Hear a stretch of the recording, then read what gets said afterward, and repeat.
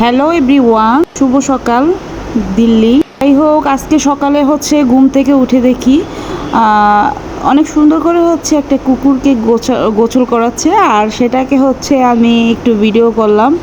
আমাদের দেশে কুকুর বা বিড়ালকে আমরাও ভালোবাসি, বাট কিন্তু ওনারা মনে হয় একটু বেশি ভালোবাসে।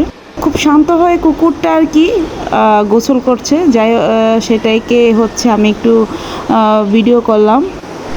আজকে আমার যেই মানে বিড়ালটা, আমার যে মিনি আছে, ওর কথা খুব মনে পড়ছে। আর ওকে যখন গোসল করানো হয়, ঠিক তেমনি করে আর কি শান্ত থাকে। এত সুন্দর দৃশ্য দেখে আমার অনেক ভালোই লাগে।